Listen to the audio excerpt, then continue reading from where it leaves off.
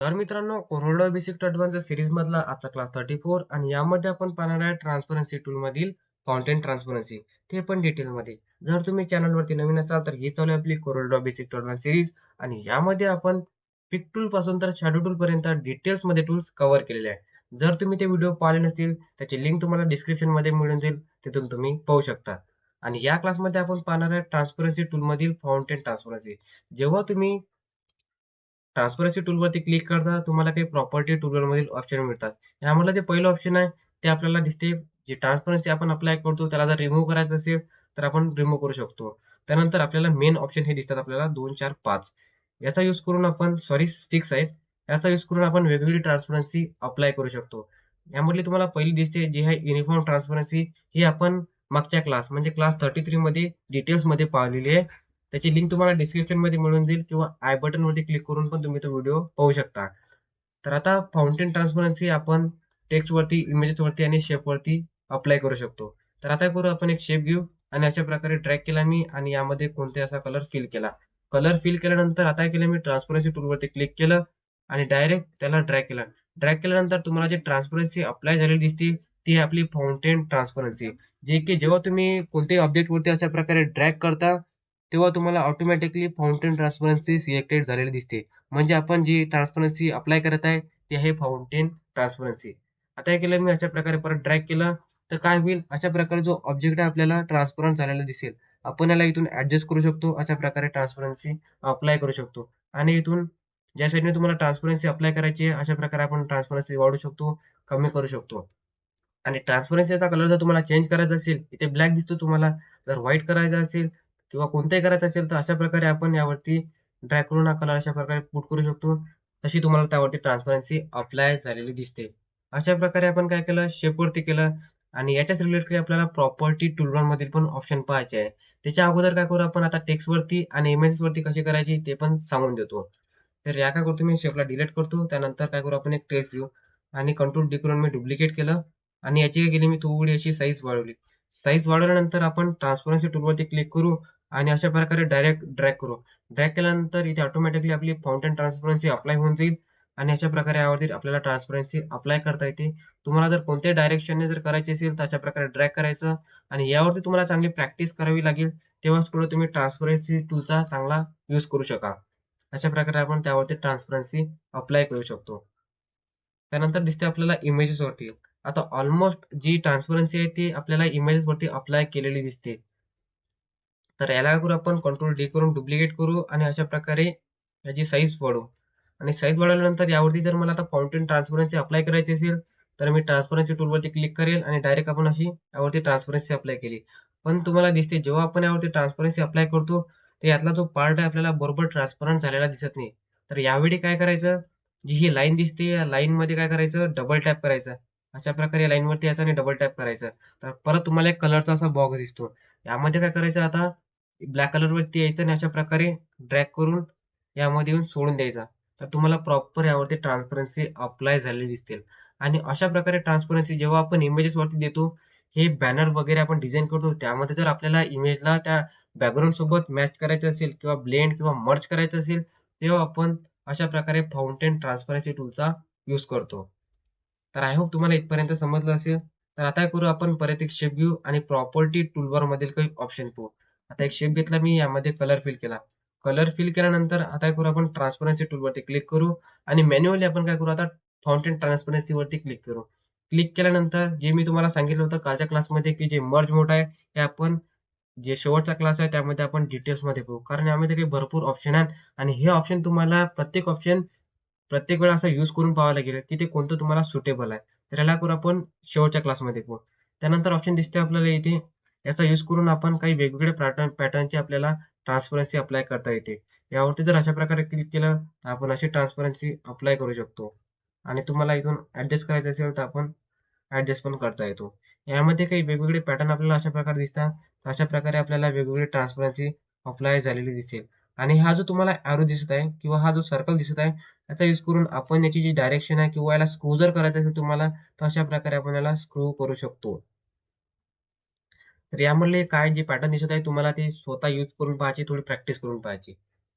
तर याला काय करू मी परत ट्रान्सपरन्सी टूलवरती क्लिक करतो आणि इथून नो ट्रान्सपरन्सी म्हणजे परत आपला ओरिजिनल शेपमध्ये शेप आलेला आहे. त्यानंतर परत मी ट्रान्सपरन्सी टूलवरती क्लिक केलं आणि क्लिक केल्यानंतर आपण काय करू, याला नॉर्मल करू. अशा प्रकारे ट्रान्सपरन्सी दिली मी, किंवा आपण काय करू, याला डिलीट करून टाकू आणि परत एक शेप घेऊन घेऊ. अशा प्रकारे काय केलं, मी एक शेप घेतला, परत त्यामध्ये कलर फिल केला. कलर फिल केल्यानंतर ट्रान्सपरन्सी टूलवरती क्लिक केलं, फाउंटेन ट्रान्सपरन्सीवरती क्लिक केलं आणि त्यानंतरचं ऑप्शन दिसतं आपल्याला इथे लिनियर फाउंटेन ट्रान्सपरन्सी. आता जे की आपण जेव्हा ट्रान्सपरन्सी अप्लाय करतो ते ऑटोमॅटिकली हे पण ऑप्शन आपल्याला सिलेक्टेड झालेलं दिसते. म्हणजेच आपल्याला अशी जी लिनियर आहे ती लिनियर ट्रान्सपरन्सी आपल्याला यामध्ये पाहायला मिळते. त्यानंतर दिसते आपल्याला इलिप्टिकल फाउंटेन ट्रान्सपरन्सी. आता इलिप्टिकल फाउंटेन ट्रान्सपरन्सी कशी यूज करायची, यावरती जेव्हा मी क्लिक करतो तेव्हा तुम्हाला अशा प्रकारे जो जो बॉक्स होता, म्हणजे जो आपल्याला जो शेप होता, तो तुम्हाला अशा प्रकारे इलिप्टिकल फॉर्म मध्ये ट्रान्सपरन्सी पाहायला मिळते. आता हेच आपण एका इमेजेस वरती पाहू. आता मी काय केलं, एक इमेज घेतला, याची थोडी आपण काय करू, साईज वाढवू. साईज वाढवल्यानंतर मी ट्रान्सपरन्सी टूल वरती क्लिक केलं, परत फाउंटेन ट्रान्सपरन्सी वरती क्लिक केलं आणि या ऑप्शन वरती इलिप्टिकल वरती क्लिक केलं. तर काय होईल, एक इलिप्टिकल फॉर्म मध्ये म्हणजे एक गोल फॉर्म मध्ये आपल्याला यावरती ट्रान्सपरन्सी पाहायला मिळते. आणि बाकी आपण याला, तुम्हाला या ऑप्शन वरून आपण अशा प्रकारे स्क्रीव करू शकतो. वेगवेगळ्या डायरेक्शनने आपण त्याला ट्रान्सपरन्सी अप्लाय करू शकतो. त्यानंतरचा ऑप्शन दिसते आपल्याला कोनिकल ट्रान्सपरन्सी. जेव्हा तुम्ही यावरती क्लिक करता तर तुम्हाला अशा प्रकारे एक जो शेप आहे, म्हणजे ही जी स्क्रीव लाईन दिसत आहे आणि जी ही लाईन दिसत आहे, तर याचा जो पार्ट आहे, या पार्टमध्ये तुम्हाला आपल्याला अशा प्रकारे ट्रान्सपरन्सी पाहायला मिळते आणि एवढा जो पार्ट आहे तो सुटतो. अशा प्रकारे आपण बुकलेट वगैरे डिझाईन करतो तेव्हा आपण अशा प्रकारे ट्रान्सपरन्सीचा यूज करतो. त्यानंतरचा ऑप्शन दिसते आपल्याला इथे रेक्टँग्युलर ट्रान्सपरन्सी. आता इलिप्टिकल म्हणजे गोल आणि रेक्टँग्युलर म्हणजे एक चौकोनी जर ट्रान्सपरन्सी अप्लाय करायची असेल तर आपण अशा प्रकारे त्यावरती अप्लाय करू शकतो. अशा प्रकारे आपल्याला ट्रान्सपरन्सी त्यावरती अप्लाय करता येते. जेव्हा हे अप्लाय करतो तुम्हाला अशा प्रकारे आपल्याला डिझाईन त्यावरती पाहायला दिसतो, म्हणजे ट्रान्सपरन्सी पाहायला दिसते. तर याला करू, आपण ट्रान्सपरन्सी टूलवरती क्लिक करू आणि परत क्लिअर करून टाकू. क्लिअर केल्यानंतर परत मी फाउंटेन ट्रान्सपरन्सीवरती क्लिक केलं तर काही आपल्याला हे समोरचे ऑप्शन पाहायचे आहे. परत मी लिनियरवरती क्लिक करतो आणि अशा प्रकारे एका साईडने आपण यावरती ट्रान्सपरन्सी अप्लाय करू. अशा प्रकारे काय केलं, मी ट्रान्सपरन्सी अप्लाय केली. ट्रान्सपरन्सी अप्लाय केल्यानंतर तुम्हाला एक ऑप्शन दिसते इथे, नोट ट्रान्सपरन्सी. आता नोट ट्रान्सपरन्सीची व्हॅल्यू सध्या 0 आहे. आपण काय करू, याची व्हॅल्यू थोडी अशा प्रकारे वाढवू. जेव्हा आपण अशा प्रकारे व्हॅल्यू वाढवतो, काही वेळ ते तुम्हाला नोट दिसतात. ज्या साईडने तुम्हाला जो एरो दिसत आहे, त्या साईडने जे नोट दिसत आहे, किंवा जिथे तुम्हाला जो कलर दिसत आहे, त्या कलरमध्ये आपल्याला व्हेरिएशन पाहायला मिळतो. म्हणजे जसं आपण ह्याची व्हॅल्यू कमी करू, तर जो कलर आहे तुम्हाला फेंट दिसतो. किंवा आपण याचा अर्थ एक असाही पकडू शकतो, किंवा इथून जर तुम्ही अशा प्रकारे व्हॅल्यू जर कमी केली, जास्त केली, तर तुम्हाला ज्या साईडनं जो एरो आहे, त्या साईडने आपल्याला अशा प्रकारे ट्रान्सपरन्सी अप्लाय झालेली दिसते. तर यानंतरचा ऑप्शन दिसते आपल्याला इथे रोटेट. आपण याला कोणत्याही डिग्रीने अशा प्रकारे रोटेट करू शकतो. मी 45 दिलं, अजून 34 दिलं. अशा प्रकारे आपण अँगलने पण करू शकतो. पण ऑलमोस्ट ग्राफिक डिझायनर मॅन्युअली म्हणजे अशा प्रकारे ड्रॅग करूनच ट्रान्सपरन्सी अप्लाय करत असतात. पण त्याकरिता तुम्हाला चांगली प्रॅक्टिस घ्यावीच लागेल. त्यानंतर काही ऑप्शन दिसतात आपल्याला. हे ऑप्शन आपण मागच्या क्लासमध्ये पाहिलेले आहे. म्हणून तुम्ही मागचा क्लास पण नक्की पहा. आणि यामधलं एक ऑप्शन आपल्याला पाहायचं आहे, ते दिसतं आपल्याला इथे free screw, scale and screw. तर याचा जेव्हा आपण यावरती क्लिक करतो, तुम्हाला सिलेक्ट, अनसिलेक्ट. आता मी याला सिलेक्ट केलं, तेव्हा काय दिसते तुम्हाला, ही जी लाईन आहे, ती लाईन आपल्याला यामध्ये आलेली दिसते. आणि याला जर आपण अनचेक करतो, तेव्हा आपल्याला ती लाईन इथून रिमूव्ह झालेली दिसते. परत मी यावरती क्लिक केलं आणि या लाईनचा यूज तुम्हाला मी सांगितलाय. आपल्याला याला जर वेगवेगळ्या डायरेक्शनने जर आपल्याला अशा प्रकारे जर ट्रान्सपरन्सी अप्लाय करायची असेल, तर आपण अशा प्रकारे ट्रान्सपरन्सी त्यावरती अप्लाय करू शकतो. तर अशा प्रकारे आपण फाउंटेन ट्रान्सपरन्सीचा यूज करू शकतो.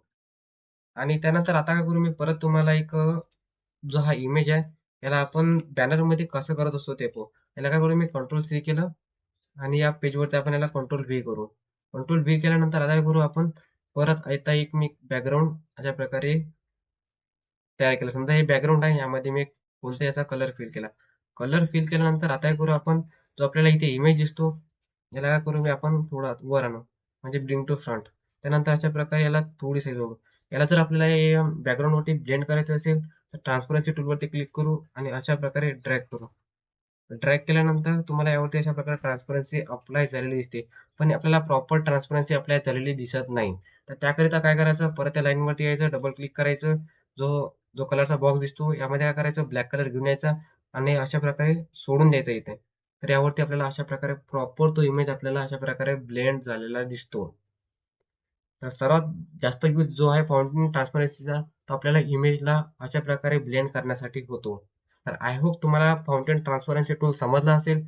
काही डाऊट असेल तर तुम्ही कॉमेंटमध्ये नक्की सांगा आणि चॅनलला सबस्क्राईब करायला विसरू नका. तर चला भेटूया मग पुढच्या व्हिडिओमध्ये.